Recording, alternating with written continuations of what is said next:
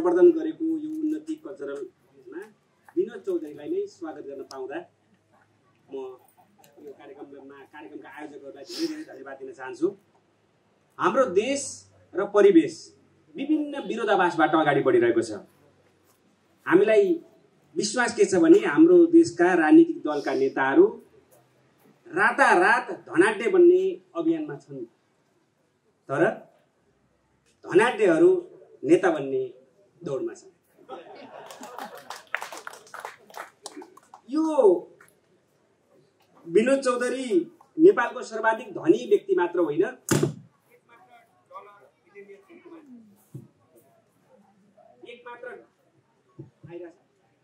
एक मात्र डलर बिलियनियरको रूपमा फोर्ब्स म्यागजिनमा हरेक वर्ष नाम अंकित गराइरहनु भएको छ। तर उहाँ सँगसँगै सांसद पनि भइरहनु भएको छ। पहिलो पटक होइन, यसपालि दोस्रो पटक सांसद हुनुहुन्छ।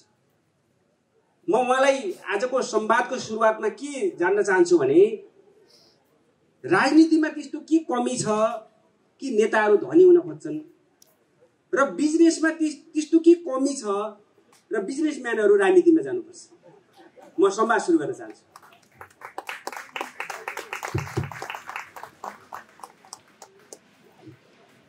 धन्यवाद उमेशजी।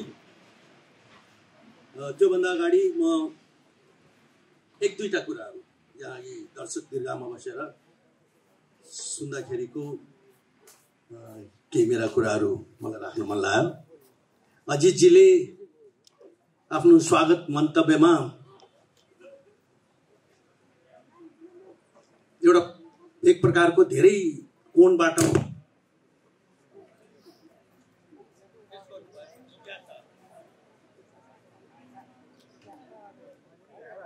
उठाउनु भयो कि किन उन्नति कल्चर भिलेजमा नै यो फाइन प्रिन्ट फिभर, अघि उहाँले भने जस्तै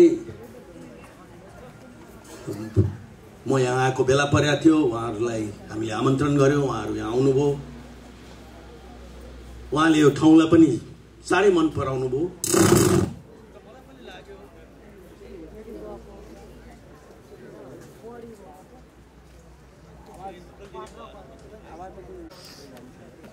चाहिँ नेपाल मात्र होइन, नेपाल बाहिर पनि अत्यन्त ख्याति प्राप्त लिटरेचर फेस्टिभल हाम्रो यसको सुरुवातसँग जोडिन सकोस्। किनकि मलाई के लाग्छ भन्नु होला भने कि यस्ता किसिमका चाहिने पावरफुल एन्टिटीहरू, पावरफुल इभेन्ट्सहरू एउटा ठाउँलाई नयाँ चिनारी दिन्छ र यो किसिमको ठाउँ मैले अघि नै यसको उद्घाटनमा त्यहाँहरूमध्ये केही हुनुहुन्थ्यो होला, त्यहाँ मैले भने कि यो एउटा कल्चर भन्नुको अर्थ चाहिँ यो art, craft, literature, cuisine, music, drama, cinema यी सबैको एउटा कल्मिनेसनबाट तयार हुने हो। त यस्ता प्रकारका इभेन्ट्सहरू यहाँनिर हामी सबैले गर्नुपर्दछ, जसले सक्छन् तिनले गर्नुपर्दछ आफ्नो विधामा, जुन विधामा जसको पकड छ। त म धन्यवाद दिन चाहन्छु तपाईहरुलाई। म फेरि पनि आग्रह गर्न चाहन्छु तपाईहरुले यो कार्यक्रम यहाँ आयोजना गर्नुभयो त्यसको लागि र सफलताको लागि म शुभकामना पनि दिन चाहन्छु। अर्को प्रसंग म जोड्न चाहन्छु राजेशजीको। राजेशजीले यत्रो उहाँ एकचोटि पहिला पनि मलाई भन्नुभएको थियो यहाँ राम्रो, त्यहाँ त यो त्यो बेलासम्म यो सबै चिज बनिसकेका थिएनन्, पुरानो एउटा फार्म हाउस थियो, खुब राम्रो बनाउनु भएको रहेछ। तर कस्तो हुँदो रहेछ भने त्यो भोग भन्ने कुरो बनाउनेको भाग्यमा भोग लेखा हुँदैन रहेछ र भोग्नेको भाग्यले भोग्नेलाई चाहिँ नि एउटा एक प्रकारको यस्तो स्थिति बन्दो रहेछ र त्यो फेरि कुन दिशातर्फ कसरी कहाँ गएर त्यो टुङ्गिने हो भन्ने कुराको पनि यो सबै प्रारब्धले निर्धारित गर्ने रहेछ। मैले आफैले पनि सपनामा पनि सोचेको थिइनँ कि मैले एउटा व्यक्तिगत प्रयोगको लागि, पारिवारिक प्रयोगको लागि बनाएको एउटा फार्म आज चाहिँ एउटा कल्चरल विरासतमा प्रणाली परिणत होला भनेर। अब त झन् सबै ढोकाहरू खुलेका छन् राजेशजी। Everybody is welcome here, everybody should come and showcase what they do the best. So अब थर्ड चाहिँ नि अब म उमेशजीको प्रश्नतिरै जान्छु हैन। मलाई के लाग्छ भने कि र म त्यसमा खास गरिकन मेरो आफ्नो व्यक्तिगत अनुभवलाई जोडेर म भन्न चाहन्छु। सुरुदेखि नै अलिकति एउटा एम्बिसियस एउटा उद्यमी रहेँ, एउटा साधारण पृष्ठभूमिबाट जन्मनुको बावजुद कहिले पनि लघुताभास रहेन मनमा। सरकारी स्कुलमा पढेँ, सरकारी बसमा चाहिँ स्कुल जान्थेँ, त्यसको बावजुद पनि सपना ठुलै बोकेँ।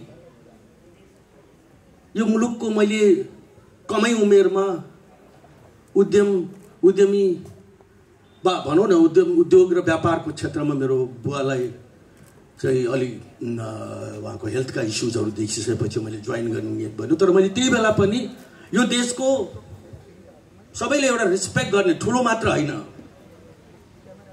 तुलनात्मक रूपमा रिस्पेक्ट गर्ने एउटा चाहिँ रिस्पेक्टेबल एउटा कर्पोरेट एथिक्स भएको एउटा अर्गनाइजेसन बनाउँछु भन्ने सपना बोकेँ। तपाईँहरूको शुभकामनाले पुरा पनि भयो। र त्यो बनाउनका लागि सबभन्दा ठुलो व्यवधान भनौँ वा सपोर्टिङ इनेबलिङ इन्भाइरोमेन्ट बनाउनका लागि आवश्यक कुरो थियो इनेबलिङ सिस्टम्स, कुनै सिस्टमको जसले कि प्रभाव पार्न सकोस्, नीतिलाई प्रभाव पार्न सकोस्, नीतिको कार्यान्वयनलाई प्रभाव पार्न सकोस्। म FNCCI को अध्यक्ष पनि भएँ, त्यसपछि मैले CNI को प्रारम्भ पनि गरेँ र दुवै संस्थाको एउटा चाहिँ विदाउट एनी लघुताभास म एउटा सफल सभापतिको रूपमा ल्याएँ। तर मैले चेन्ज ल्याउन सकिनँ, मैले चेन्ज पटक्कै ल्याउन सकिनँ। चेन्ज कुन ठाउँमा आउँदो रहेछ भने जहाँ अडियन्स वा त्यो निर्णयकर्ता वा त्यो नीतिकर्ता सेन्सिटिभ होस्, अर्काको कुरोलाई सही रूपले मूल्याङ्कन गरोस् र त्यसलाई सिरियसली ल्याओस्।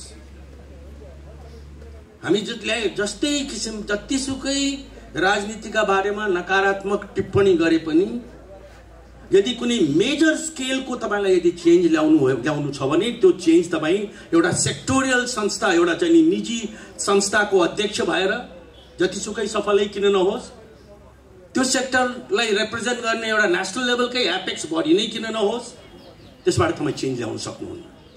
चेन्ज ल्याउन सक्नुहुन्छ राजनीतिको माध्यमबाट, राजनीतिक दृष्टिकोणबाट सही उद्देश्य राखिकन गरेको एउटा चेन्जले मुलुकका प्रत्येक नागरिकको अनुहार बदलिदिन सक्छ। त मेरो हकमा चाहिँ है, अब राजनीतिज्ञहरू पैसा कमाउनु किन केही प्रश्न थियो, त्यो चाहिँ अब रविन्द्रजीलाई सोध्नु होला, उहाँ फुल टाइम पोलिटिसियन हुनुहुन्छ है। मेरो हकमा चाहिँ मैले जुन चेन्ज एउटा उद्यमीको हैसियतले मैले देखेको सोचेको नेपाल मैले बनाउन सकिनँ। मैले उद्योग ग्राम बनाउन सकेँ होला, मैले शाश्वत धाम बनाउन सकेँ होला, मैले उन्नति कल्चरल सेन्टर बनाउन सकेँ होला, तर नेपालका प्रत्येक जिल्लालाई मैले यस्तो बनाउन सकिनँ। मैले उद्योग वाणिज्य महासङ्घको एउटा सक्रिय सभापति हुनका बावजुद पनि मैले देखेको प्रत्येक एउटा युवाले कहीँ चाहिँ कुनै पनि प्रकारको मानसिक चाहिँ भनौँ न तनाव बिना चाहिँ काम गर्ने एउटा सहज वातावरण बनाउन सकिनँ FNCCI र CNI को प्लेटफर्मबाट।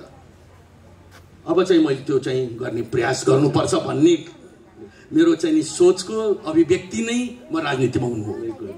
अब आजको दिनमा विनोद चौधरीको सम्पत्ति कति छ भनेर मैले हिजो गुगल गरेको थिएँ। उहाँको रियल टाइम नेटवर्थ $1.7 बिलियन भन्छ। त्यो भनेको करिब 2 खर्ब नेपाली रुपियाँ हो। त्यो भनेको हाम्रो देशको करिब विकास बजेट जति हो। यसपालि हाम्रो विकास बजेट 6 महिनामा त्यसलाई पुनर्समीक्षा गरेर 2 खर्ब 83 अर्ब छ हाम्रो विकास बजेट एउटा देशको। झन्डै त्यो सम्पत्ति उहाँसँग छ। उहाँले एक वर्षमा 20 अर्ब रुपियाँ बचत गर्नुहुँदो रहेछ। एक वर्षमा 20 अर्ब रुपियाँ भनेको एक महिनामा 1 अर्ब 66 करोड, एक दिनमा 5 करोड 55 लाख रुपियाँ र एक घण्टामा 23 लाख रुपियाँ। यो कार्यक्रम 45 मिनटको भनिएको छ, अलिकति लम्बियो र 1 घण्टा भयो भने उहाँको 23 लाख रुपियाँ उहाँको खर्चमा आइसक्छ। अब अर्को विरोधाभास के छ भने यही देशमा 18.7% मान्छे गरिबीको रेखामुनि छन्, जसले एक दिनमा $1.9 अर्थात् 200 रुपियाँ पनि कमाउँदैनन्, महिनामा 6000 पनि कमाउँदैनन्। उहाँले 1 घण्टामा जति पैसा कमाउनुहुन्छ त्यो उनीहरूले जिन्दगीभरि पनि कमाउन सक्दैनन्। र त्यो अवस्थामा उनीहरूले छोराछोरीलाई कस्तो शिक्षा दिन्छन् होला, कस्तो पोषण दिन्छन् होला, उनीका बाबुआमा बिरामी हुँदा उपचार कसरी गर्छन् होला, त्यो एउटा ठुलो च्यालेन्ज छ। यो उद्योगपति विनोद चौधरीलाई यो प्रश्न सोध्दा अन्याय हुन्थ्यो होला, तर राजनीतिमा आइसक्नु भएको हुनाले तपाईँको राजनीतिले ती उपेक्षित गरिबीको रेखामुनि भएका मान्छेहरूलाई के सम्बोधन गर्छ? तपाईले मेरो प्रश्नको जवाब आफै दिनु है। एक्ज्याक्टली यही नै कारण हो हामी जस्तो मान्छे राजनीतिमा आउनु पर्नको। आज कहीँ भनौँ न भइगयो, अब कुन बेलादेखि हिसाब गरौँ, 2007 सालदेखिको हिसाब सुरु गरौँ कि अब अहिले गएर 46 साल पछिको हिसाब गरौँ, यो देशमा सरकार मात्रै बदलिएनन् होइन, राजनीतिक प्रणालीहरू नै बदलिए, पात्रहरू मात्रै बदलिएनन् होइन। ती पात्रको पृष्ठभूमि त्यो एउटा चाहिँ नि अल्ट्रा लेफ्टबाट गएर चाहिँ नि टोटल चाहिँ नि अथोरिटेरियन रुल गर्ने सिस्टमलाई हाँक्ने व्यक्तिहरू पनि बदलिए। त्यसलाई समयले बगाएर लिएर गयो, तर देश त जहाँको त्यहीँ रह्यो नि। अहिले पनि कर्णाली हाम्रो 6 नम्बर प्रदेशको आर्थिक दुरावस्था, प्रदेश नम्बर 2 को दुरावस्था, जो कि सबभन्दा बढ्ता फर्टाइल हुन सक्छ, जुन बिहारसँग जोडिएको त्यो हाम्रो चाहिँ जसलाई अब मैथिली मधेसी जे भने पनि हुन्छ त्यसको विवाद फेरि आफ्नो ठाउँमा जारी नै छ। त भन्दाखेरि यो के हो भन्नु होला भने कि म कहिले पनि म सम्मान गर्छु एउटा राजनीतिक चाहिँ नि सोच, एउटा राजनीतिक आदर्शलाई बोकेर हिँड्ने राजनेताहरूलाई। मेरा पनि थुप्रै त्यस्ता चाहिँ नि रोल मोडल्सहरू छन् भनौँ न, इन्टरनेसनली एन्ड नेसनली। तर र उहाँहरूले जे काम गर्न सक्नुहुन्छ त्यो काम म गर्न सक्दिनँ भन्ने कुराको मलाई ज्ञान छ, चेत छ। र मलाई यसको साथसाथ बिना कुनै लघुवाद यो पनि थाहा छ कि जुन काम म गर्न सक्छु त्यो भनेको स्रोतको व्यवस्थापन हो। किन आज कसरी त म त अघि नै मैले भने, म त सरकारी बस चढेर आमाले एक सुक्का दिनुहुन्थ्यो, त्यो लिएर स्कुल गएको मान्छे। तपाईँले बडा एकदम पुरै अध्ययन गरेर चाहिँ हिसाब किताबै बुझाइदिइसक्नु हो यहाँ ब्यालेन्स सिट होइन। त्यो सकिँदो रहेछ नि त, आँट्यो भने गर्न सकिने त रहेछ। एक तरी जताततै तपाईँले हेर्नुभयो भने पनि कामै गर्ने वातावरण छैन, यस्तो छ उस्तो छ यो छ ऊ छ भन्ने त्यो धेरै हदसम्म सही पनि हो। त्यो आफ्नो ठाउँमा छ भने अर्कोतर्फ गर्नु त सकिनु रहेछ नि। जतिसुकै सङ्घर्ष गर्नु परे तापनि अझै पनि डेलिभरी चाहिँ दिन सकिँदो रहेछ। र त्यो डेलिभरी गर्नको लागि सबभन्दा महत्त्वपूर्ण कुरा भनेको रिसोर्सलाई म्यानेज गर्ने हो होइन। पोलिटिकल एक्टिभिजम एउटा कुरा हो, रिसोर्सको म्यानेजमेन्ट अर्को कुरा हो। यो दुईटाको फ्युजन नभइकन देश बन्दैन भन्ने मेरो मान्यता हो। आज धेरै चाहिँ यो 80 को दशकमा 90 को दशकमा एसियन टाइगर्सहरूदेखि लिएर अहिले त छिमेकी राष्ट्र इन्डियाकै कुरा गरौँ, एक्ज्याक्टली उनीहरूले गरेको त्यही हो। पोलिटिसियन्स, हार्डकोर पोलिटिसियन्सले रियलाइज गर्यो कि हामी क्रान्ति गर्न सक्छौँ, आन्दोलन गर्न सक्छौँ, एउटा पोलिटिकल चेन्ज ल्याउन सक्छौँ, आँधी हुरी चाहिँ फैलाउन सक्छौँ परिवर्तनको। तर त्यसपछि म्यानेजमेन्ट गर्ने रिसोर्सेस जुन छ, डेलिभरी जसलाई भन्छौँ हामी, त्यो हामी गर्न सक्दैनौँ। र त्यसको लागि ती गर्ने व्यक्तिहरूसँग हातेमालो गर्ने। हाम्रो अनफर्चुनेटली संस्कार के छ भन्नु होला भने कि हाम्रा राजनीतिक पार्टी, राजनीतिक नेताहरू, म पनि त्यसको एउटा पार्ट हुनुको त तपाईँले यो भने जस्तो, यदि त्यो मान्छे भोलिको दिनमा यदि कहिले उद्योग धन्दाको ऊ पनि नगरेको मान्छे उद्योगको कुर्सीमा बस्यो भने, उद्योग मन्त्रीको कुर्सीमा बस्यो भने उसले सबभन्दा पहिला विनोद चौधरीलाई उद्योगको बारेमा प्रवचन दिन्छ।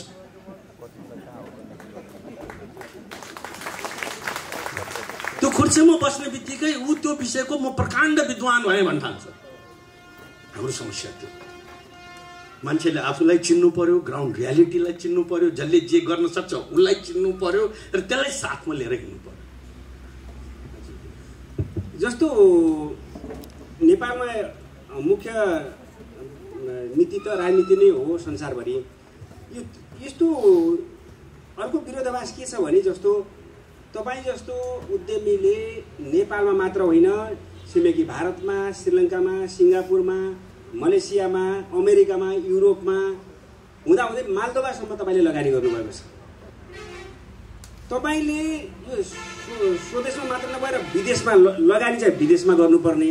अनि तपाईँ त्यो लगानीको अनुगमन गर्न जाँदा त्यही जहाजमा 200 मान्छे नेपालीहरू फेरि काम खोज्न विदेशी जानुपर्ने। एकातिर लगानी पनि जाने, अर्को कुरा श्रम शक्ति पनि विदेश जाने। यो विरोधाभासको अन्त्य कसरी गर्ने? एकदम चाहिँ बहुतै मार्मिक र गम्भीर प्रश्न गर्नुभयो। म यसको यी प्रश्नहरूलाई अलग अलग चाहिँ किनकि त्यो इन्टर रिलेटेड पनि छन् र तिनका आफ्नै चाहिँ एउटा विशिष्ट चाहिँ त्यसको जवाब पनि छ।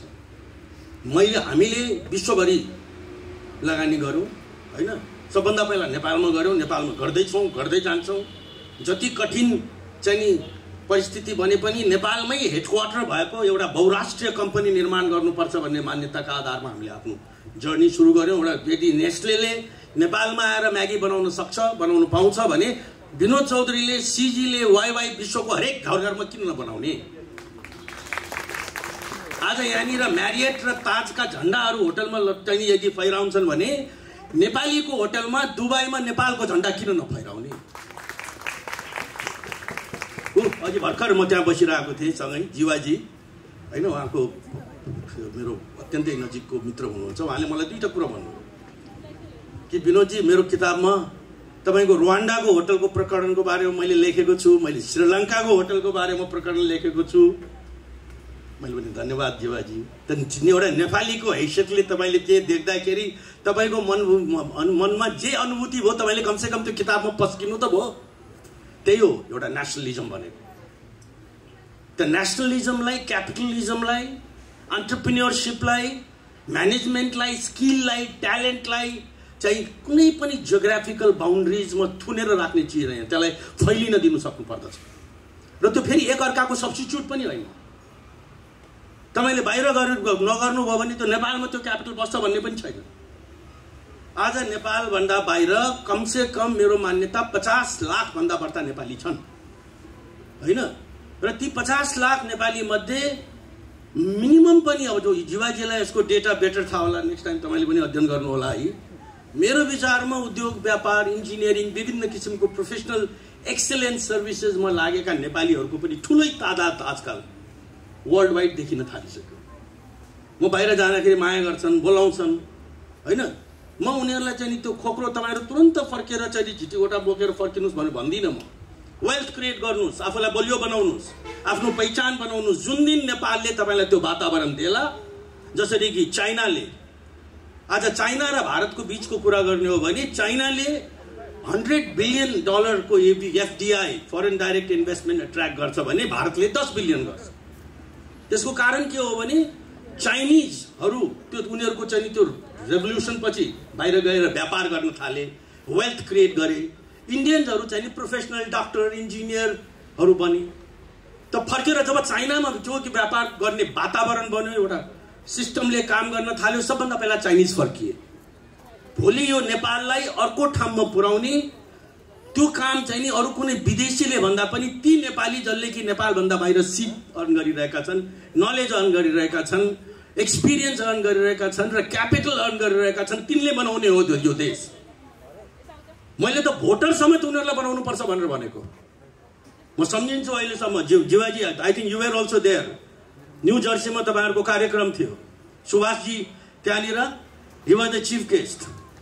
र त्यो बेलामा चाहिँ नि एक किसिमको कस्तो किसिमको चाहिँ त्यहाँ चर्चा चलिरहेको थियो भने गैर राजनीतिक शक्ति बिनाको, राजनीतिक चाहिँ नि के अरे पावर बिनाको नागरिकता दिने नन रेजिडेन्ट नेपालीलाई। मैले त्यही मञ्चमा मैले प्रश्न उठाएँ, तपाईँहरू कसरी यो कुरा मान्न सक्नुहुन्छ? जो सबभन्दा बढ्ता अलिकति बुझेको छ, देखेको छ, अलिकति चाहिँ श्रमको मर्म बुझेको छ, दुःख गरेको छ, दुःख गरेर अरू देशहरू कसरी चलेका छन्, उनले चाहिँ नि गतिलो नेता छान्न नपाउने, उनीहरूलाई भोटिङको पावर दिँदाखेरि चाहिँ नि देशै डुब्ने, होइन? गरी खाने भन्दा पनि ठगी खाने र मागी खाने संस्कारमा लाग्ने मान्छेहरू चाहिँ नि भोटर्सको बजारमा सबभन्दा अग्रगम पङ्क्तिमा हुने, त्यसले त चेन्ज आउँदैन। त म क्लियरली म नेपाली, प्रत्येक नेपाली उद्यमी बन्नुपर्छ भन्ने मानसिकता राख्छु। उद्यम भन्दाखेरि खालि कुनै चाउचाउ नै बनाउनुपर्छ भन्ने छैन, सानोतिनो व्यवसाय गरे पनि गर्नुपर्दछ। त्यसैको लागि अहिले गरी खाने भन्ने एउटा ठुलो अभियान हामी बोकेर हिँडिरहेका छौँ। विभिन्न प्रकारका यस्ता योजनाहरू चाहिँ सरकारबाट पस्किए तर चेन्ज आएन, किनकि त्यस दुईटाको बिचको ब्रिजको तपाईँले मलाई मौका दिइहाल्नु भयो, मैले यो पनि अलिक प्रचार गरिहाल्नु है। यो गरी खाने अभियान भनेको, यो गरी खाने अभियान भनेकै के आज क्यापिटल लिएर यदि ब्याङ्क बसिया छ र कुनै एउटा भाइले चाहिँ नि म 15 लाख रुपियाँ खर्च गरेर एउटा म योजना म गर्न सक्छु, अलिक पढेको पनि छ, इन्टरनेटको जमाना छ, उसले सबै कुरा देख्या छ, बुझ्या छ, स्टार्टअप भन्नुहोस्, जेसुकै भन्नुहोस् भने कोही त चाहिँ त्यसलाई ब्रिजिङ गरिदिनु पर्यो नि, होइन? हामी एकदमै उत्साहित पनि छौँ र हामी यो चाहिँ लडाइँलाई अगाडि बढाउँदै जानेछौँ। त त्यसैले यी जुन अहिले 50 तपाईँले अघि भन्नुभयो 50औं लाख जुन नेपाली बाहिर गएछन्, त्यसलाई चेन्ज ल्याउने हो भने, त्यो जाने नियतिलाई रोक्ने हो भने दुईटै फ्रन्टमा एउटा गर्न सकिने कामलाई पनि गर्न सक्ने वातावरण बनाइदिनु पर्यो। अर्को चाहिँ नि लार्जर चाहिँ नि नीतिगत पोलिसी चेन्जेस, क्रिटिकल डिपार्चर्स, अलि लार्जर भिजन। मैले अघि पनि भने एउटा कुनै ठुलो स्केलको नेताले कुनै दिनको 10 वटा निर्णय गर्नु जरुरी छैन। उसले गरेको एउटा निर्णयले देशको अनुहार बदलिन सक्छ। जस्तो आर्थिक अगुवाहरू, उद्यमीहरू धनी हुँदा कुनै एउटा व्यक्ति र परिवारलाई मात्र होइन समाजलाई पनि धनी बनाएर लाग्छ। जेफ बेजोस, बिल गेट्स अथवा इन्डियामा मुकेश अम्बानी, उहाँहरू धनी हुँदा सँगसँगै लाखौँ मान्छे पनि धनी हुन्छन्, किनभने उनीहरूको कम्पनीमा सर्वसाधारणको सेयर हुन्छ। धीरुभाइ अम्बानी बिरामी हुँदा मान्छेहरू हवन गरेर पूजा गरेर कामना गरे, किनकि धीरुभाइ अम्बानीको स्वास्थ्य खराब हुँदाखेरि त्यहाँको सेयर मार्केटमा गिरावट आएको थियो। नेपालमा चौधरी ग्रुपले प्रवर्तन गरेको मानौ वाइवाई चाउचाउमा, त्यो वाइवाई चाउचाउ उद्योगको त्यो सेयर सर्वसाधारणका लागि तपाईँले खोल्न के समस्या छ? आज वाइवाई चाउचाउको सेयर मार्केट माथि गयो भनेर बेलुकी मान्छेले नेपाल आइस बियर खाओस् न खुसीमा। एकदम फेरि पनि तपाईँले एकदम मिठो कुरो गर्नुभयो। र इनफ्याक्ट अब त्यो दिन दूर छैन होइन, त्यो दिन धेरै टाढा छैन जब हाम्रा मेजर भर्टिकल त्यो वाइवाई होला, बियर होला, जुनसुकै होला, त्यसलाई पनि अब हामी पब्लिकमा लिएर जान्छौँ। र म अर्को एउटा कुरा स्मरण गराउँ है, तपाईँ रिसर्च गर्नुहोस्। सिजी मात्र एउटा यस्तो ग्रुप होला जसको आजसम्म कुनै पनि कम्पनीमा पब्लिक जाँदाखेरि कसैको पनि 1 पैसा डुबेको छैन। चाहे त्यो नेभल ब्याङ्क होस्, चाहे त्यो युनाइटेड इन्स्योरेन्स होस्, चाहे त्यो युनाइटेड फाइनेन्स होस्, जुनसुकै कम्पनी हो। तर जबसम्म हामीलाई त्यो कन्फिडेन्स हुँदैन कि एउटा रिजनेबल आफूले प्रमिस गरेको रिटर्न हामी दिन सक्छौँ, र अहिलेसम्म हामीले 30 वर्षसम्म हामीले आफूले गरेको पनि त्यो श्रमको प्रपर रिटर्न हामीले पनि पाउन सक्छौँ ग्रोथको लागि, त्यो अधुरो खालि चाहिँ पपुलिस्ट काम गर्नुको कुनै अर्थ छैन। तर अब चाहिँ वातावरण बदलिँदैछ। अहिले चाहिँ यो स्टक चाहिँ सेयरको बजारमा, किनकि त्योभन्दा ठुलो धीरुभाइ अम्बानीको तपाईँले प्रसङ्गको कुरा गर्नुभयो। धीरुभाइ अम्बानीले त आफ्नो एजिएमै फुटबलको स्टेडियममा गर्थे, क्रिकेटको स्टेडियममा गर्थे। उनले आफ्नो ब्याङ्कहरूसँग बाँचेको डिपेन्डेन्सलाई नै किल गरिदिए। जनताले उनलाई पत्याएका थिए, माया गर्थे। उनले इन्भेस्टमेन्ट गर्नका लागि प्रोजेक्ट अगाडि सारेपछि आँखा चिम्लेर जनताले त्यहाँनिर लगानी गर्थे। उसलाई ब्याङ्कको आवश्यकतै पर्ने थियो। त्यो किसिमको रेपुटेसन, त्यो किसिमको अनर, त्यो किसिमको विश्वास इन्भेस्टर्सका माझमा पनि जमाउन सक्नु पर्दछ, र त्यो स्केलको काम पनि गर्नुपर्दछ भन्ने हाम्रो मान्यता हो। हामी त्यो बाटोमा निरन्तर अगाडि बढिरहेका छौँ। हजुर, जस्तो अर्को के हुन्छ भने अब उद्यमीहरूसँग समाजको स्वाभाविक रूपमै अपेक्षा के हुन्छ भने CSRमा त्यो समाजको कल्याणमा उद्योगपतिहरूले कति लगानी गर्छन् भन्ने समाजले अब्जर्भ गरिरहेको हुन्छ। हाम्रोमा एउटा गुनासो के छ भने फिलान्थ्रोपीमा चाहिँ 10 रुपियाँ खर्च गर्यो भने त्यसको प्रचार प्रसारमा 20 रुपियाँ खर्च गर्ने त्यो प्रवृत्ति छ। खास समाजको उत्थानमा फिलान्थ्रोपीको कोष होस् अथवा CSRको कोष होस्, त्यो प्रयोग भएको छैन भन्ने गुनासो छ। तपाईँले यसलाई कसरी सम्बोधन गर्नुहुन्छ? एउटा त के भने अब यो हामीले आफ्नो CSRको बखान यो मञ्चमा आएर बसेर गर्नुको पनि अर्थ छैन। त्यो त जनताले हेर्ने हो, पिपुलले हेर्ने हो। हामीलाई लाग्छ कि अघि पनि हाम्रो यो कार्यक्रमको सुरुवातमा पनि निर्माण बसिरहेको छ। उसले 25 वर्षको हाम्रो फाउन्डेसनको यात्राको चर्चा गर्यो होइन। आज चाहिँ नि विभिन्न चाहिँ नि पाथ ब्रेकिङ चेन्जेसहरू ल्याउनका लागि हामी नयाँ नयाँ इनिसिएटिभहरू गर्नुपर्छ भन्ने त्यो हाम्रो मान्यता हो। अलिकति मिडिया पनि यसतर्फ अलिकति मोर रिस्पोन्सिबल हुनु पर्यो। खास गरिकन तपाईँहरू जस्तो अलिकति लेखाजोखा गर्नु पर्यो। बिर्सिनु भएन है 2015 साल 2015 को अर्थक्वेकलाई बिर्सिनु भएन। कोभिड पछिको चाहिँ नि भेन्टिलेटर र चाहिँ नि PPE को कथाहरूलाई बिर्सिनु भएन। विभिन्न प्रकारका चाहिँ नि जुन मोस्ट क्रिटिकल फेजमा कन्ट्री गुजिरहेको बेलामा कुन ग्रुपको कुन मानिसहरू साधन स्रोत व्यक्तिगत म्यानेजमेन्ट हर दृष्टिकोणबाट जनताका साथमा सबभन्दा पहिला उभिए भन्ने कुरालाई पनि बिर्सिनु भएन। र खालि कुनै घटनालाई रिपोर्टिङ गर्नुको सट्टा अलिकति त्यो पछाडि लुकेको त्यसले के हुन्छ भन्नु होला भने खालि गफ बजाएर चाहिँ नि CSRको नाममा काम गर्नेहरूको बिचमा र रियली एउटा लङ रनमा एउटा ठुलो चेन्ज ल्याउनका लागि काम गर्नेहरूको बिचमा समाजले प्रष्टसँग त्यसलाई हेर्न सक्ने परिस्थिति चाहिँ एउटा रेस्पोन्सिबल जर्नलिजमले बनाइदिनुपर्छ के। र एउटा अलिकति सेन्सिटिभ विषय पनि हो, आफैले धेरै कुरा गर्नु राम्रो पनि देख्दैन।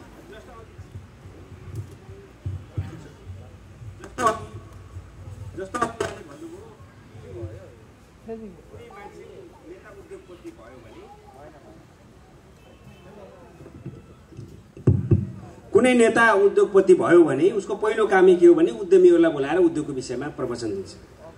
उद्योगपति होइन कि उद्योग मन्त्री भयो, उद्योग मन्त्री भयो भने उद्यमीहरूलाई बोलाएर उद्योगको विषयमा प्रवचन दिन्छन् भन्ने। अब यहाँ अहिले नेपाली काङ्ग्रेसको सांसद हुनुहुन्छ, एमाले यसभन्दा अगाडि एमालेको सांसद हुनुहुन्थ्यो, माओवादीसँग पनि यहाँको राम्रो सम्बन्ध छ, राजनीतिक दलका नेताहरूसँग यहाँको संवाद हुँदा यहाँका कुराहरू नेताहरूले सुन्छन् कि सुन्दैनन्? यो भिजनको विषयमा नेताहरूसँग लगानीको विषयमा, त्यसको पोलिसीको विषयमा त्यो संवाद हुन्छ कि हुँदैन? र सुन्छन् भने पनि मेरो डाउट के छ भने नेताहरूले सुन्छन् भने पनि यो आधा घन्टा अथवा 1 घन्टा सुन्यो भने पनि त्यसको भाडामा उठाइहाल्छु भनेर सुन्छन् कि जस्तो लाग्छ नेताहरूले। तपाईँले कस्तो पाउनु भएको छ? तपाईँले कुरा सुनिसकेपछि त्यो कार्यान्वयन हुन्छ कि यो सुनिदेऊ यसको फाइदा त म लिन जाने छु नि भनेर सुन्छन्? बडा तपाईँले चाहिँ सेन्सिटिभ प्रश्न उठाउनु भयो है, तर मैले जवाब दिनै पर्छ। नेपालमा कहिले पनि नेपालको आर्थिक विकासका मुद्दाहरूले नेपालको राजनीतिलाई निर्देशित गरेन।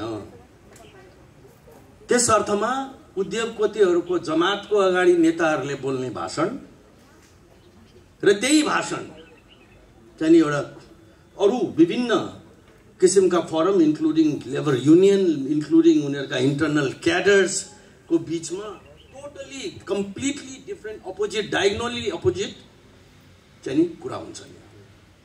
किन उहाँहरूको मानसिकता नै कस्तो छ भन्नु होला भने उहाँ भन्दाखेरि अपवाद नलागोस्, केही अपवादहरू के पाप नलागोस्, केही अपवादहरू पनि छन्, हरेक पार्टीमा छन्, नभएका होइनन्, जसको दृष्टिकोण अलिकति फराकिलो छ, अलिकति वस्तुपरक कुरा गर्छन्, तर बाई एन्ड लार्ज अडियन्स अनुसारको कुरा गर्छन्। अब म जस्तो मान्छे बा एउटा हाम्रो जस्तो स्केलको ग्रुपको चाहिँ एउटा उद्यमीको अगाडि त उनीहरूले जबरजस्ती पनि मेरो कुरो त सुन्नै पर्यो नि। प्रश्न सुन्नेछन् कि सुन्दैनन् भन्ने होइन कि, त्यो सुनिसकेपछि त्यो कुरोलाई कति हदसम्म आत्मसात गर्छन् र व्यवहारमा उतार्छन् भन्ने। त म यति मात्रै भन्न चाहन्छु कि नेपालका पोलिटिकल पार्टिजहरूको प्रायोरिटी यदि इकोनोमिक मुद्दाहरूमा रहेको भए आज देशको यो हालत हुने थिएन। यही नै कारण हो हामीहरू जस्ता मान्छेको एउटा राम्रो प्रेजेन्स पोलिटिक्समा हुनुपर्छ। बाहिर बसेर खालि लिभिङ रुममा गफ छाँटेर चेन्ज आउनेवाला छैन र सजिलो पनि छैन। म तपाईँलाई यो पनि बताइदिन्छु, म हामीहरू जस्ता मान्छेलाई राजनीति गर्न बहुतै गाह्रो छ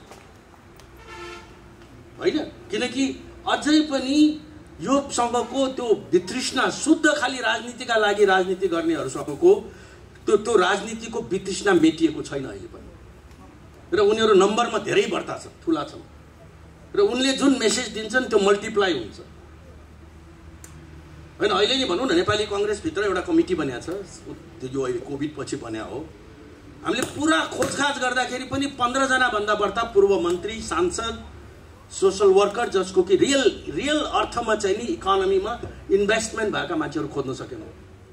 त भन्दाखेरि साँच्चीकै गरी खानेको पकड राजनीतिमा कति रहेछ त भन्ने कुरा हामीले एउटा विश्लेषण गर्नुपर्ने विषय हो जस्तो मलाई लाग्छ।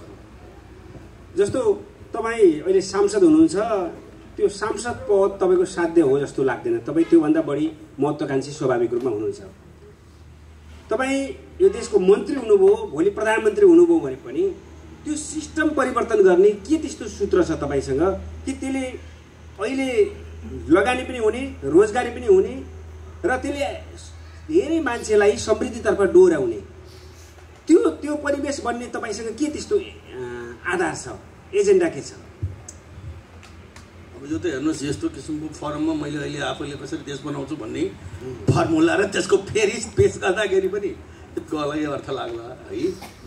मान्छेले त्यो हेर्दाखेरि एउटा सबभन्दा ठुलो कुरा भने उसको आफ्नो आत्मविश्वास हो, आफ्नो सोच हो, उसको ट्र्याक रेकर्ड हो होइन। मेरो चाहिँ आफ्नो विभिन्न ठाउँमा बसेँ, भित्रबाट हेरेँ, बाहिरबाट हेरेँ, उद्यमीको हैसियतले हेरेँ, एउटा उपभोक्ताको हैसियतले हेरेँ, विभिन्न सङ्घ संस्थाको लिडरको हैसियतले हेरेँ। यो देश बनाउन गाह्रो छैन। प्रकृतिले यो देशलाई जुन हदसम्मको जति रिसोर्सेसहरू दिएकी छिन् र पिपुलको पनि कुरा गर्नुहुन्छ भने नेपालीहरूले विश्वभरि सक्सेसफुल्ली विभिन्न किसिमका चाहिँ नि एन्टरप्राइजेसहरू सञ्चालन गरेर बसेका छन्। मैले किन विश्वभरिको एक्जाम्पल दिएँ भन्नु होला भने कि नेपाली विश्वको बजारमा समेत कम्पिट गर्न सक्छ, उसको ट्यालेन्ट, उसको स्किल, उसको हार्ड वर्किङ अप्रोच, होइन? यो दुईटा चिजलाई हामीले यहाँनिर त्यसलाई मिलाउने मिल्ने वातावरण बनाइदिन सक्यो भने कसैले केही गर्नु पर्दैन। फेरि नेपाल त्यति ठुलो मुलुक पनि होइन। नेपालको निड्स, नेपालको समस्या भने पैसा चाहिँ के अरे रिसोर्सेस अर्न गर्ने होइन, रिसोर्स खर्च गर्ने हो। यस्तो सायद कुनै बिरलै यस्तो मुलुक होला जहाँ कि डेभलपमेन्टको लागि छुट्याएको बजेटको 15% भन्दा बढ्ता पैसा समेत खर्च गर्न सक्दैनौँ हामी। रिसोर्स मोबिलाइज पैसा भएन, हामीसँग रिसोर्सेस भएन। नेपाल भनेको भनौँ हुन त अहिले अलिकति बढाए, अलि चाहिँ डेटको हिसाबले, ऋणको हिसाबले अत्यन्तै अलि लो लेभलमा ऋण लिएको यो मुलुक हो। डेभलपमेन्टको लागि ऋण लिनुपर्छ भन्ने मान्यता छ डेभलपिङ कन्ट्रिजहरूको बिचमा। तर लिने के को लागि? त्यो गर्न सक्ने क्षमता हुनु पर्यो नि, खर्च गर्ने क्षमता हुनु पर्यो नि। त त्यसैले आइडियाजका कमी पनि छैनन्। गर्नु सकिने कुराहरू सजिला कुराहरू, सिम्पल नीतिगत चेन्जेसहरूले यदि आफ्नो व्यक्तिगत स्वार्थ, होइन, म जहिले पनि चर्चा गर्ने गर्छु कि किन डेभलपमेन्ट चाहिँ गर्दाखेरि डेभलपमेन्ट किन हुँदैन, काम गर्ने वातावरण किन सहज बन्दैन, किन उद्यमी व्यवसायीहरू जहिले पनि कुनै पनि फिल्डका प्रोफेसनल्सहरू कम्प्लेन गर्छन्, डक्टर कम्प्लेन गर्छन्, होइन? भर्खर म नाम लिन चाहन्न, हाम्रै माझमा हुनुहुन्छ। अघि म बाइ द वे इन्फर्मल्ली कुरा गर्दाखेरि एउटा हस्पिटलमा उहाँ ठुलो जन्ने विश्वनीय एउटा सक्सेसफुल प्र्याक्टिस छोडेर आउनुभयो, किडनीदेखि लिभरसम्मको ट्रान्सप्लान्ट सुरु गर्नुभयो। त्यो स्केलको हस्पिटलमा सिस्टम बनाउनु भयो। सबभन्दा पहिला उसलाई नै स्वीकार गर्यो। त्यो नेपाली नागरिकको रूपमा ती फोरमहरूमा प्रस्तुत हुँदा तपाईँको आत्मविश्वास कस्तो हुन्छ कि त्यहाँ तपाईँ अरूको सामुन्ने एउटै मन सेयर गर्दा तपाईँ कस्तो मनोविज्ञानबाट त्यहाँ प्रस्तुत हुनुहुन्छ नेपाली नागरिकको रूपमा? मलाई त एकदमै साह्रै चाहिँ नि एउटा एक प्रकारको गर्वका साथ र एउटा विशिष्ट ठाउँ चाहिँ स्थान मैले ओगटेको छु जस्तो अनुभूति हुन्छ। किन त्यही नै फरममा अरू मुलुकका सयौँ हुन्छन्, म एक्लो हुन्छु, है, एउटा कुरा। अर्को कुरो, नेपाली भनेपछि मूलत साधारणतया सबले माया गर्छन्, सबले रिस्पेक्ट गर्छन्। मैले यो कुरो जहाँ पनि फिल गरेको छु, हरेक ठाउँमा। भन्दाखेरि एउटा डिसएडभान्टेज होइन कि एउटा एडभान्टेजबाट हामी चाहिँ नि त्यो ठाउँमा उभिएका हुन्छौँ जस्तो मलाई लाग्छ कुनै पनि फरममा जाँदाखेरि। अब त्यसपछि त अब हेर्नुहोस्, हामीले कसरी आफूलाई प्रस्तुत गर्ने, कसरी उभ्याउने, होइन, त्यहाँबाट हामीले के लिन सक्ने भन्ने कुरा त त्यो व्यक्तिमाथि पनि भर पर्छ। हजुर, जस्तो अन्तिममा जस्तो यहाँको उमेर भन्न मिल्छ होला नि? किन नभन्नु, ल 2-4 वर्ष थपेर भने पनि हुन्छ। 65-66 वर्षको हुनुभयो तपाईँ? 65। यो 2021 भएको भएर मैले 66 भनेको। किन भने 65-66 भन्दा त्यति गाह्रो किन होइन भने नेपालमा 70 वर्षसम्म 72 वर्षमा चाहिँ युवा नेता भइराखेको हाम्रो देश चाहिँ, होइन? त्यसकारण तपाईँ त अझै कान्छो हुनुहुन्छ। तर बिजनेसको हिसाबले हेर्दाखेरि जस्तो हाम्रो जुडिसियरीमा हेरौँ, सेनामा हेरौँ, 65 वर्ष 60-62 वर्ष 65 वर्ष पुगेपछि रिटायर हुने र नयाँ पुस्ता आउने त्यो एउटा सिस्टम प्रवर्धन भइरहेको छ। मैले यहाँलाई सोधेँ कि यो चौधरी ग्रुपलाई जुन ठाउँमा जुन हाइटमा पुर्याउनु भयो र तपाईँका यस्ता होनार छोराहरू छन्, उहाँहरूलाई म राजनीतितिर लाग्छु, यो बिजनेस अम्पायर तिनीहरूले चाहिँ सञ्चालन गर भनेर ढुक्कसँग तपाईँले किन भन्न सक्नु भएको छैन? मैले किनभने अघि निर्माणजीसँग मैले क्वेसन सोध्छु है भन्नुभएको थियो, आफ्नै जोखिममा सोध्नु होला भन्नुभएको छ उहाँले। यो नयाँ पुस्तालाई तपाईँले हस्तान्तरण, किन देशको राजनीतिमा जस्तै तपाईँको बिजनेसमा पनि 100% हस्तान्तरण गर्ने वातावरण छ कि छैन? होइन, यो चाहिँ उनीहरूलाई अलि अरू सबैलाई पनि सोध्नु होला, भित्र थाहा उनीहरूलाई 20 वर्ष अगाडि नै हस्तान्तरण गर्ने प्रक्रिया सुरु गरिसक्यो, अहिले होइन, है। तर यो एउटा कस्तो प्रक्रिया रहेछ भन्नु होला भने कि त्यो कहिले पनि एन्ड चाहिँ नहुने रहेछ कि, होइन? त्यो किनकि यो यति जटिल प्रक्रिया रहेछ कि यो नयाँ चुनौतीहरू, नयाँ समस्याहरू, नयाँ अवसरहरू थपिँदै जाने, होइन? र उनीहरूले पनि अब यो फ्री एडभाइस पाउने ठाउँ पाइरहेछ सजिलोसँग, होइन, किन छोड्ने होइन। एउटा सानो कुरो त गरी भएन भन्छन् होइन। तर मेरो इन्ट्रेस्ट निश्चय पनि, मेरो इन्ट्रेस्ट भनेको अहिलेको लागि मेरो सबभन्दा ठुलो प्राथमिकता भनेको राजनीति नै हो। राजनीतिको माध्यमबाट नै मैले यति सबै मेरा चाहिँ नि मेरो जस्तो क्षेत्र पनि हो होइन। त्यसै मैले यो क्षेत्रमा बसेर यो कुरा भन्न पाउनु मेरो लागि सौभाग्य हो है। मैले आफूले छानेको रोजेको मलाई सबैले माया गरेको हो। एलबी छेत्रीले भनिहाल्नुभयो मेरो किताबको लन्चनको बेला समेत हाम्रो चाहिँ यस्ता किसिमका होइन भोलिको फ्युचरका बारेमा हाम्रो छलफल भएको थियो, केही चाहिँ रोचक कुराहरू भएको थियो। त म आफूले सकेसम्म हदैसम्म यो चेन्जको लागि यो पद उपद भन्ने इम्पोर्टेन्ट छैन, अत्यन्त गाह्रो छ, मैले मानेको छु। र एज भन्ने कुरा पनि एउटा चाहिँ यो रिलेटिभ कुरा हो। एज भनेको यसलाई चाहिँ नि कुन रूपबाट हेर्नुपर्छ भन्ने मलाई लाग्छ भन्नु होला भने कि त्यो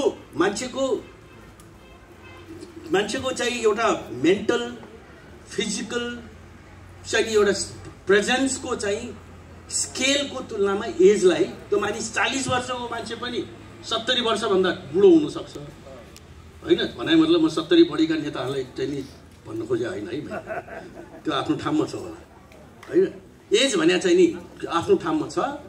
मानिसले मेन्टली फिजिकल्ली चाहिँ आफ्नो दृष्टिकोणबाट कसरी कुन हदसम्म तपाईँले ड्राइभ गर्न सक्नुहुन्छ सिस्टमलाई भन्ने कुरा हो।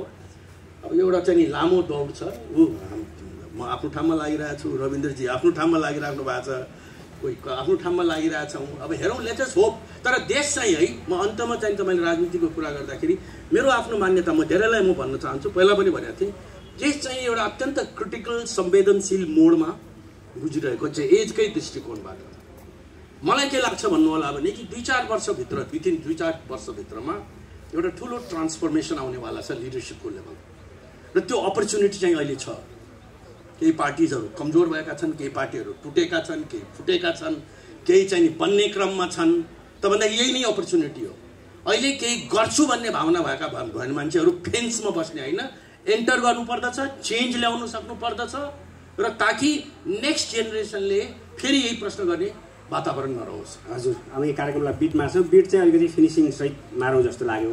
त्यसको लागि तपाईँसँग यति धेरै कुरा गरिसकेपछि स्वाभाविक रूपमा दुईवटा जिज्ञासा आयो। विनोद चौधरी स्वयंले जति धन एकुमुलेट गर्नुभएको छ त्यो धनलाई कसरी हेर्नुहुन्छ? पैसोलाई हेर्ने तपाईँको नजर के हो? एउटा। दोस्रो कुरा के भने तपाईँले जुन स्पिडमा पैसा सम्पत्ति कमाउनु भयो, तपाईँले चाहेको बराबर कमाउनु भयो कि भएन? एक बारको जुनीमा त अझै नपुग्ने रहेछ, चाहिएको जति त एक बारको जुनीमा नपुग्ने रहेछ भन्ने जस्तो त लाग्दैन? तपाईँको हेर्ने दृष्टिकोणै उल्टो हो कि। मैले कहिले पनि पैसा काउन्ट गरेँ। पैसा भनेको मेरो लागि केवल त्यो एउटा साधन हो, साध्य होइन, फ्युल हो। फ्युल त चाहियो नि गाडी चलाउनलाई, लिएर जानलाई गाडी। मैले अघि पनि भने मैले सपना बोकेँ कि एउटा चाहिँ यो नेपालको एउटा रेस्पेक्टेबल एथिक्स भएको लार्जेस्ट बिजनेस हाउस जसले कि सबैले आफूले उसलाई एसोसिएट गर्न सकोस्। हामी सबैको वाइ भने जस्तो होइन, आफूसँग चाहिँ नि त्यहाँदेखि एउटा आफ्नो यो हाम्रो प्रडक्ट हो, यो हाम्रो कम्पनी हो, यो हाम्रो एन्टरप्राइज हो, त्यस्तो बनाउने सपनाले कति पैसा भयो भने त्यो हुन्छ भन्ने हिसाब गरिनँ। स्रोत चाहिँ आफै फलो हुँदो रहेछ कि। त्यसपछि नेपालको पहिलो बहुराष्ट्रिय कम्पनी बनाउँछु भनेर मैले एउटा सपना लिएँ। त्यसको लागि पनि क्यापिटल त चाहियो नि, फ्युल त चाहियो नि। त अहिले पनि म के भन्छु भने पैसा भनेको एउटा नम्बर हो। अस्ति पनि हालसालै मैले एक ठाउँमा भनेको थिएँ, यो नम्बर हो, यसको मात्रै यसको आफैमा कुनै अर्थ छैन। एउटा सर्टन लेभलमा आफूलाई चाहिने भौतिक सुविधाको लागि त पैसा चाहियो नै, तर त्यसपछि भनेको चाहिँ नि यो साधन बाहेक के पनि होइन, एउटा नम्बर हो। कति यसलाई अब कसैको सपना नै बढाउँदै जान्छु, यतिपछि त्यति भने र तपाईँहरूले पनि यसको प्रश्नको अझ यसरी गरिदिए भए बेटर हुन्थ्यो कि तपाईँले कुन स्केलको चाहिँ नि कतिवटा एन्टरप्राइजेसहरू क्रिएट गर्नुभयो, कतिवटा भर्टिकल्सहरू क्रिएट गर्नुभयो, भोलिको दिनमा कहाँ भएको देख्न चाहनुहुन्छ त? म त के देख्न चाहन्छु भन्नु होला भने कति पैसा भएको तपाईँले कति भने अरे 1.7 बिलियन। त्यो 1.7 बिलियन 10 बिलियन भएको हेर्ने भने मेरो इच्छा होइन। एउटा नेपाली 1400 नम्बरमा छ भने त्यो 1 नम्बरमा भएको यिनीहरूले गरोस् न। तपाईँले भन्नुभयो नि त अघि सेकेन्ड जेनेरेसनको मान्छेले थप्ने हो नि तल्ला होइन, त्यो ठाउँमा पुऱ्याओस् न। त त्यो ठाउँमा पुऱ्याउन नसके उसको छोरा नातिले पुऱ्याउला। त्यो सपना त लिनु पर्यो नि कि किनकि कुनै पनि एउटा एन्टरप्राइज जसको तपाईँले पब्लिक पार्टिसिपेसनको कुरा गरिराख्नु भएको छ, पिपुलसँगको फ्युचरसँग गाँसिएको कुरा गरिराख्नु भएको छ, त्यसको एउटा जिम्मेदारी हुन्छ। हेर्नुहोस्, त्यो यो भनेको एउटा रिलेको रेस जस्तो हो। रिलेको रेसमा चाहिँ नि त्यो ब्याटन चाहिँ नि मैले जसरी उसलाई ह्यान्डओभर गरेँ, उसले त्यो आफ्नो नेक्स्ट जेनेरेसनलाई त्योभन्दा स्ट्रङ, त्योभन्दा बेटर ढङ्गले ह्यान्डओभर गर्न सक्नुपर्दछ। त्यो उसको जिम्मेवारी हो। धन्यवाद। विनोद चौधरीले निर्वाण चौधरीलाई मात्र होइन, यो पुस्ताका धेरै युवालाई एउटा चुनौती दिनुभएको छ। वास्तवमा एउटा यहाँले जुन आफ्ना दृष्टिकोणहरू राखिदिनु भयो र यहाँहरूले सुनिदिनु भयो, यसको लागि धेरै धेरै धन्यवाद र हामी यो कार्यक्रमलाई समापन गर्दछौँ। धन्यवाद। धन्यवाद।